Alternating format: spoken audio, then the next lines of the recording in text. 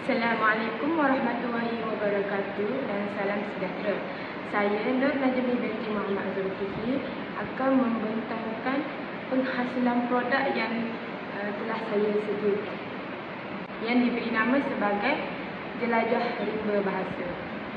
Berikut merupakan biodata saya. Nama yang diberi ialah Nur Najmi binti Muhammad Zulkifli. Ambilan pada Jun 2022 dan 2027. Angka giliran unit Bahasa Melayu 4 atau dikenali sebagai kelas BM4 dan kod kursus yang diambil ialah BAMD 3243. Baiklah, ini merupakan DSKP Bahasa Melayu pada murid tahun 3. Saya mengambil aspek seni bahasa iaitu 4.0. Standard kandungan ialah 4.1 iaitu mengaplikasikan unsur keindahan dan kesantunan bahasa dalam bahan sastra. Manakala SP iaitu standard pembelajaran 4.1.1 iaitu bercerita dengan menggunakan gaya bahasa yang indah dan santun pada bahagian 1 iaitu simpulan bahasa. Ini merupakan pengenalan kepada bahan bantu belajar yang dicipta oleh saya iaitu Jelajah Rimba Bahasa. Jelajah Rimba Bahasa ialah bahan bantu belajar berbentuk permainan yang direka untuk mengukuhkan penguasaan murid terhadap simpulan bahasa. Melalui gabungan elemen visual dan konsep permainan seperti dan ular, murid akan meneka simpulan bahasa tersebut berdasarkan dua gambar yang ditunjukkan. Seterusnya, murid akan memberikan maksud simpulan bahasa tersebut. Pendekatan ini akan mampu meningkatkan minat dan daya fikir serta penglibatan aktif murid dalam pembelajaran terutamanya dalam bahasa Melayu.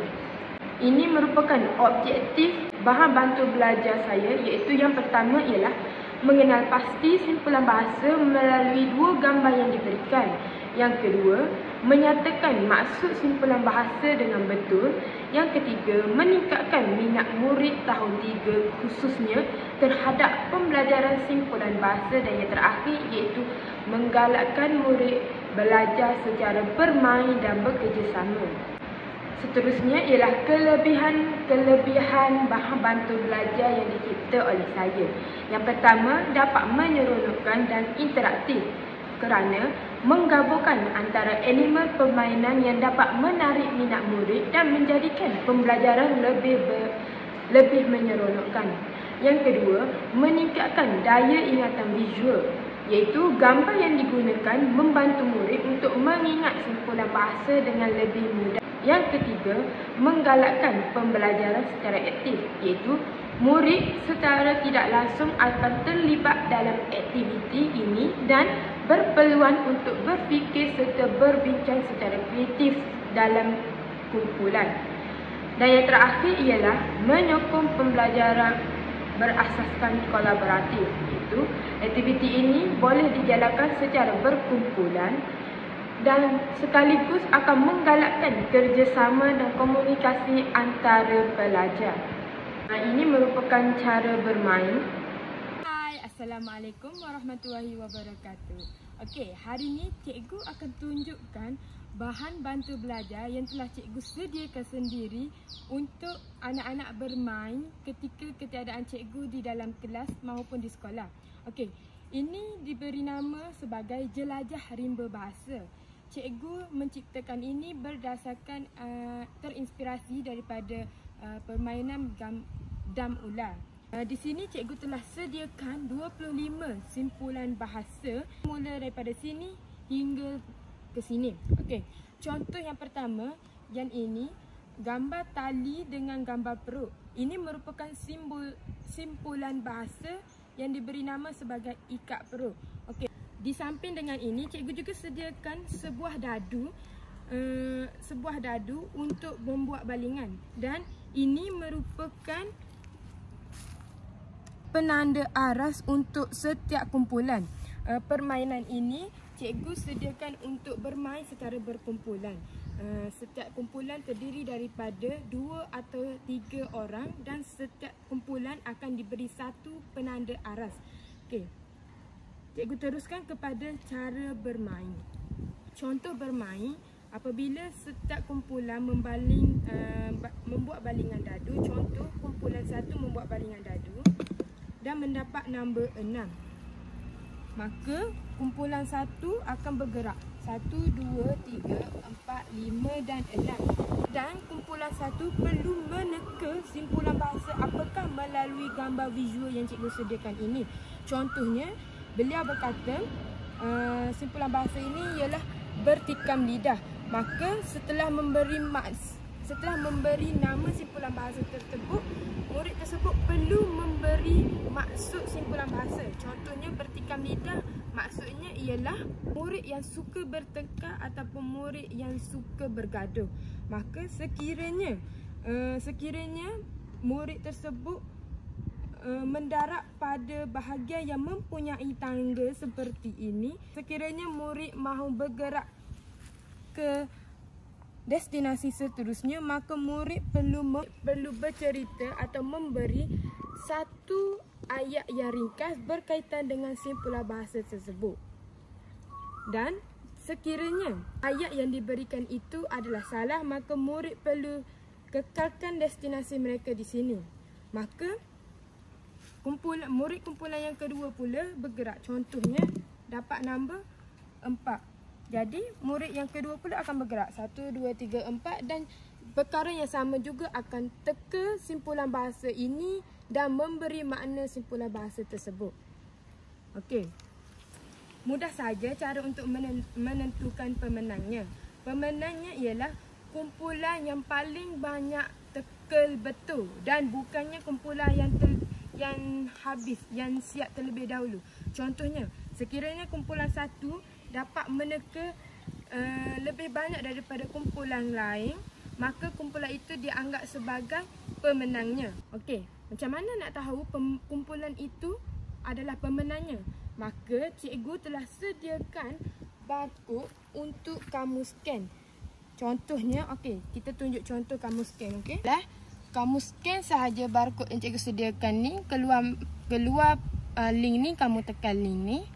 Maka okey, di sini kamu tekan flashcard. Okey, dia akan keluar daripada nombor 1 sehingga nombor 25. Sekiranya macam contoh tadi dah jatuh kepada nombor 4, so kamu just cari nombor 4 untuk pastikan jawapan yang kamu berikan itu adalah betul.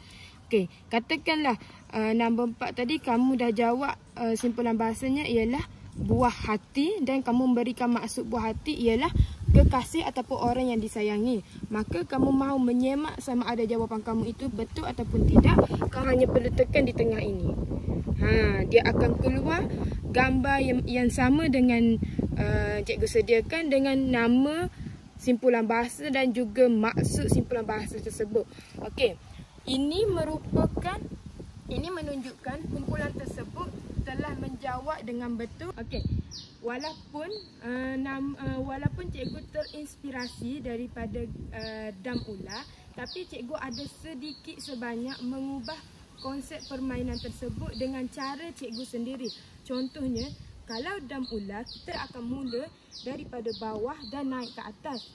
Dan juga kalau Dam Ular, kita sediakan tangga dan gambar ular. Tapi ciptaan cikgu ini, cikgu tidak menggunakan unsur-unsur haiwan untuk menjatuhkan destinasi murid. Malah cikgu hanya menyediakan tangga untuk meningkatkan atau mempercepatkan perjalanan murid dari satu tempat ke satu tempat. Macam contohnya, jika murid mendarat di nombor 6, setelah memberi maksud simpulan dan simpulan bahasa tersebut, murid dapat bergerak ke destinasi seterusnya. Tapi cikgu tidak sediakan tangga untuk turun daripada tempat tertinggi kepada tempat terendah. Maka kumpulan tersebut akan diberikan mata ataupun markah untuk dikira sebagai pemenang. Okey, ini contohlah kalau kamu nak main tanpa ketika cikgu tiada dalam kelas. Okey, cikgu akan bagi ni 4 ni. Setiap kumpulan akan dapat 1 ni. Kamu akan bermula di sini. Ini kumpulan 1, ni kumpulan 2, kumpulan 3, kumpulan 4. Okey, contoh Lepas tu ambil dadu yang telah cikgu sediakan ni, kamu balun. Contoh ni kumpulan 1. Okey, maksudnya kumpulan 1 dapat 5 mata. Kumpulan 1 gerak 1, 2, 3, 4, 5 dan teka. Ini merupakan simpulan berak mulut dan maksud berak mulut ialah sekian, sekian, sekian. Seterusnya bagi kumpulan kedua pula, membuat balingan mendapat nombor 1. Maksudnya kumpulan yang kedua bergerak ke destinasi 1 dan meneka simpulan bahasa ini. Macam itulah cara bermainnya permainan ini. Itu sahaja daripada cikgu. Sekian, terima kasih.